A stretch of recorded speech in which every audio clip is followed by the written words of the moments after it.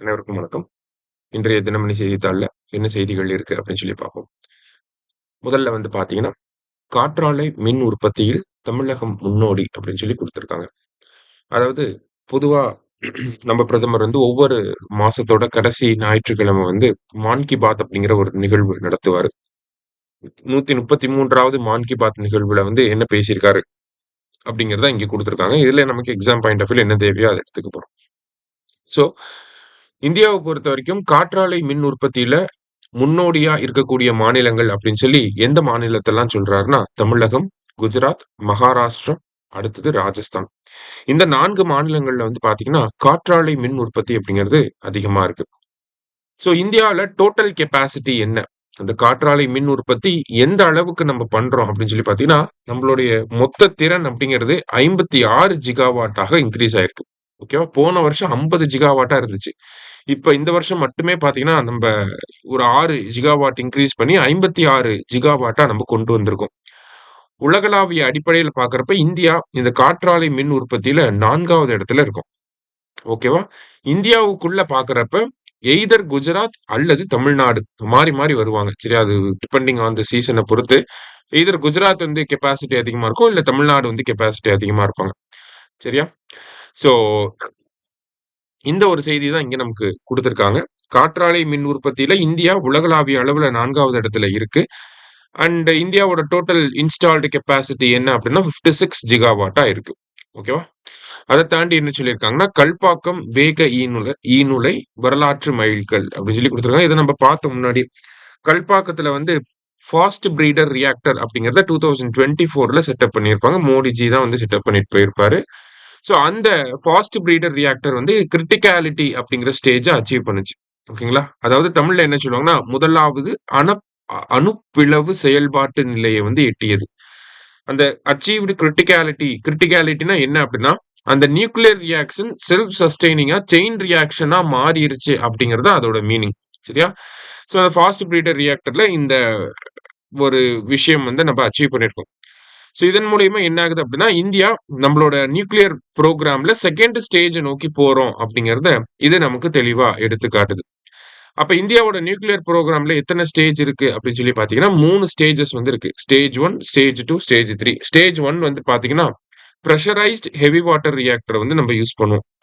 Stage 2ல வந்து பார்த்தீங்கன்னா, fast breeder reactor வந்து யூஸ் பண்றோம். அதுதான் இங்க 2ண்ட் ஸ்டேஜ். வேக ஈநுலை. அதான் ஃபாஸ்ட் பிரீடர் ரியாக்டர். 3rd ஸ்டேஜ்ல வந்து பார்த்தீங்கன்னா, தோரியம் பேஸ்டு ரியாக்டர் அப்படிங்கிறத நம்ம பயன்படுத்துவோம். இப்ப நம்ம 2ண்ட் ஸ்டேஜ் அப்படிங்கிற இந்த ஃபாஸ்ட் பிரீடர் ரியாக்டர் ஸ்டேஜ்ல வந்து இருக்கோம். இந்த ஃபாஸ்ட் பிரீடர் ரியாக்டர முழுக்க முழுக்க இந்தியாவிலேயே உருவாக்கியிருக்காங்க. அதனுடைய கெப்பாசிட்டி வந்து பார்த்தீங்கன்னா, 500 மெகாவாட் மின் உற்பத்தி திறன் இருக்கு அதுக்கு. அதே மாரி 40 வருஷம் வந்து அதோட லைஃப் டைம். ஓகேவா? அடுத்தது இந்த ஃபாஸ்ட் பிரீடர் ரியாக்டர்ல ஹெவி வாட்டர் பொதுவா வந்து ஹெவி வாட்டர் தான் நம்ப கூலண்டா யூஸ் பண்ணுவோம். இங்க வந்து என்ன யூஸ் பண்றாங்க அப்படின்னு சொல்லி பார்த்தீங்கன்னா, லிக்விட் சோடியம் வந்து அந்த கூலண்டா வந்து யூஸ் பண்றாங்க. சரியா? ரைட். அடுத்தது வந்து பார்த்தீங்கன்னா, இன்றைய திருக்குறள். ஸோ திருக்குறள்ல என்ன குடுத்திருக்காங்க அப்படின்னா, "நன்றாற்று உள்ளலும் தவறுண்டு அவரவர் பண்பறிந்து ஆற்றாக் கடை" அப்படின்னு சொல்லி குடுத்திருக்காங்க. அவரவருடைய இயல்புகளை அறிந்து அவரவருக்கு பொருந்துமாறு செய்யாவிட்டால் நன்மை செய்வதிலும் தவறு உண்டாகும் அப்படின்னு சொல்லி குடுத்திருக்காங்க.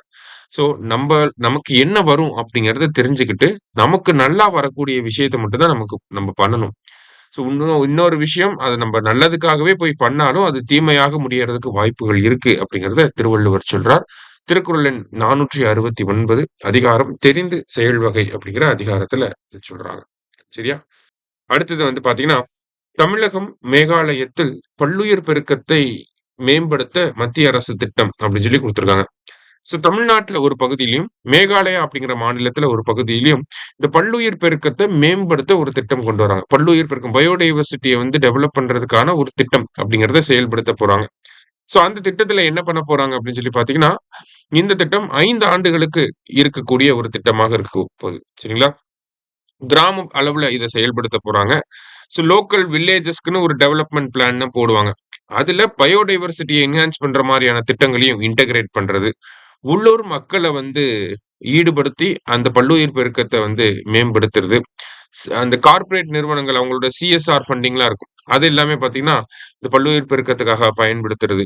இந்த மாதிரியான ஒரு அப்ஜெக்டிவோட இந்த பல்லுயிர் பெருக்க மேம்பாட்டு திட்டம் அப்படிங்கிறத மத்திய அரசாங்கம் செயல்படுத்த போறாங்க.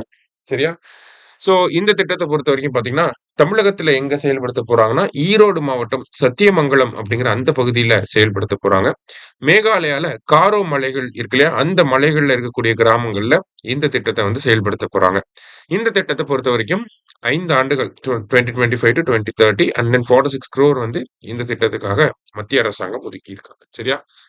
ஜஸ்ட் லோக்கல் கம்யூனிட்டீஸ் இன்வால்வ் பண்றாங்க. பிளானிங்ல வந்து பயோடைவர்சிட்டிய வந்து என்ஹான்ஸ் பண்றதுக்கான பிளானிங்க வந்து கொண்டு வராங்க. அத சரியான முறையில இம்ப்ளிமெண்ட் பண்ண போறாங்க. அதன் மூலியமா பயோடைவர்சிட்டிய என்ஹான்ஸ் பண்ண போறாங்க. சரியா? இதுதான் இந்த திட்டம். ஸோ இன்றைய செய்தித்தாள்ல இருந்த முக்கிய செய்திகள வந்து பார்த்திருக்கோம். நன்றி.